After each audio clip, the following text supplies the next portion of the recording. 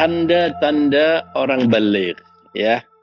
Tanda-tanda orang baligh itu menurut mazhab Imam Syafi'i, dan ini berlaku kebanyakan di kita lah, orang-orang Asia Tenggara, orang Malaysia, orang Indonesia, Singapura, Brunei, Thailand, Filipina, ya, yang bermadzhab Syafi'i, ya, bahwa baligh itu memiliki 3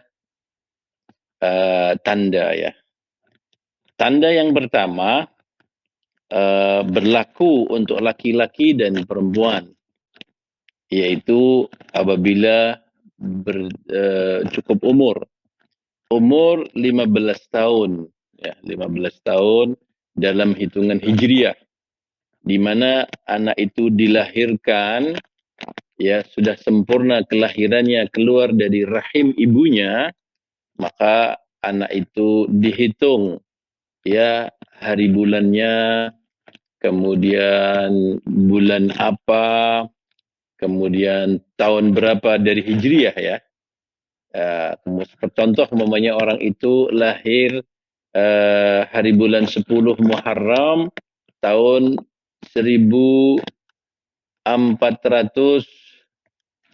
Hijriah. 1410 Muharram, maka orang itu akan disebut baligh, ya, pada tanggal hari bulan 10 Muharram tahun 1425 Hijriah. Jam berapa, pukul berapa dia lahir? Dia lahir pukul 3 sore. Maka pada pukul atau jam 3 sore 10 Muharram 1425 Hijriah, tepat orang itu 15 tahun dalam hitungan hijriah, maka perempuan itu dianggap baligh, maka laki-laki itu dianggap baligh.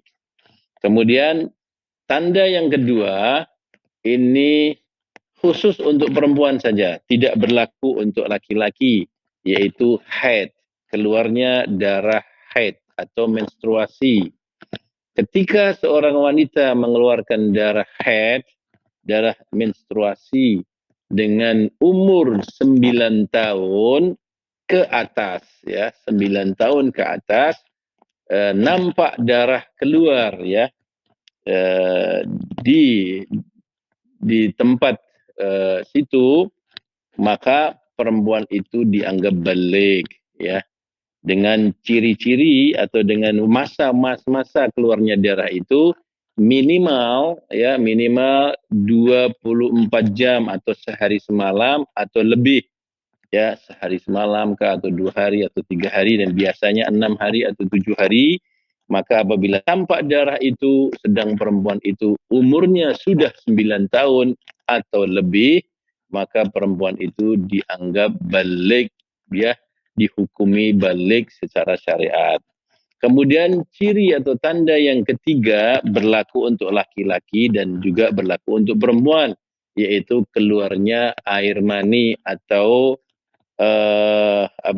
sperma, ya, keluarnya sperma.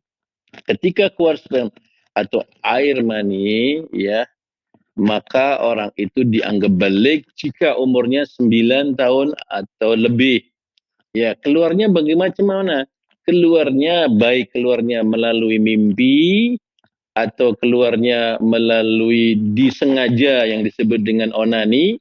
Ya, onani itu bisa melalui dengan tangannya kah, atau melalui dari wa'yadubillah mungkin juga orang lain kah, ya, atau melalui dia berkhayal kah, atau dia menonton pornografi barangkali, kemudian dia terangsang hingga dia orgasme, dia keluar mani. Dan itu berlaku untuk perempuan dan juga berlaku untuk laki-laki. Keluar betul-betul air mani yang pertama dia keluar itu, maka orang itu juga dianggap baligh, ya, dengan keluarnya dengan cara apa saja, sengaja atau tidak sengaja. Nah, jadi itu jawabannya. Kalau sudah baligh berarti orang itu sudah mendapatkan kewajiban-kewajiban agama, ya, seperti sholat, puasa, begitu, ya. Kemudian dia sudah terhitung dosa apabila melakukan dosa, dan dapat pahala apabila dia berbuat taat kepada Allah Ta'ala. Ya, perempuan juga bisa keluar mani. Kalau perempuan tidak keluar mani, kata Nabi, dari mana seorang anak itu bisa juga menyerupai ibunya? Ya, akan ada seorang anak wajahnya macam menyerupai ibunya, itu karena campurnya antara maninya laki-laki dengan perempuan. Jadi perempuan itu bisa keluar mani. Maninya perempuan biasanya warnanya kekuningan dan dia encer istilahnya, tidak kental. Kalau laki-laki, maninya laki-laki itu adalah putih, kental dan agak keruh. Nah, gitu. Perempuan juga keluar mani. Baik, maknanya bukanlah baligh untuk wanita semata-mata haid. Ya, betul. Wanita itu ciri-ciri haidnya tiga-tiganya dapat dia. Satu, dengan umur terjadi boleh berlaku untuk laki-laki perempuan. Ya, kemudian keluar air mani juga berlaku untuk laki-laki dan perempuan. Kalau haid khusus perempuan. 9 tahun atau lebih, minimal dia 9 tahun atau lebih. Ya. So maknanya kalau dia terkeluar awal 8 tahun tak dikira lah. Ya, biasanya menurut penyelidikan belum terjadi itu. Kalau itu darah haid, bukan darah yang sakit, namanya istihadah, bisa terjadi. Itu perempuan keluar darah umurnya 8 tahun bisa terjadi. Tapi itu dia dianggap haid karena dia kena penyakit gitu ya. Darah penyakit itu. Apa namanya? Itu kita hanya berbicara dari segi hukum ya. Segi hukumnya itu begitu yang seperti saya ceritakan. Bukan berarti kita anjurkan orang supaya cepat balik dengan cara itu.